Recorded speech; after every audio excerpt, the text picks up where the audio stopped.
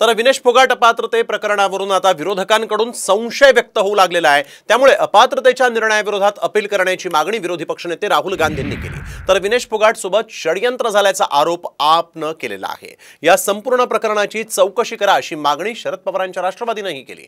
त्यामुळे विनेश फोगाट अपात्रता प्रकरणाला आता एक वेगळं वळण लागलंय।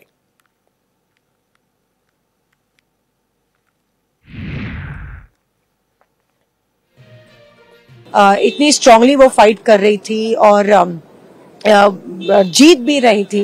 मुद्दा लाख बुरा चाहो तो क्या होगा, वही होगा जो मंजूर खुदा होगा।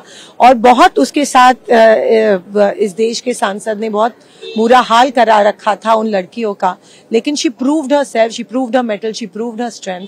और आज ये न्यूज आ रही है कि she has been disqualified just because she is overweight by 50 grams. तो कहीं डाउट या सस्पिशन लग रहा है। पूरी दुनिया इस बात को बर्दाश्त नहीं कर पा रही क्या कि भारत की एक बेटी इतिहास रचने जा रही है। पहली बार ऐसा होता कि वो स्वर्ण पदक जीतकर भारत में आती। ये क्या बर्दाश्त नहीं हुआ पूरी दुनिया को। एक गहरी साजिश है विनेश फोगाट के खिलाफ।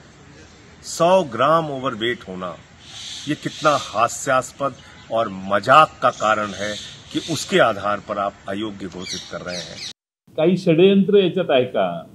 विनेश फोगाट यांचा परफॉर्मन्स काल परवा आपण जो बघितला तो एवढा उत्तम होता आणि त्यामुळं काय सूत्र हल्ली, कुठून हल्ली, कशी हल्ली, वजन 50-100 ग्रॅम कसं वाढलं, या सगळ्यांच्या बद्दल शंका व्यक्त होते। फोगाट यांना त्या स्पर्धेतून बाद करण्याचं काही षडयंत्र आहे का, याची खरं म्हणजे अभ्यास करणं, चौकशी करणं आवश्यक आहे।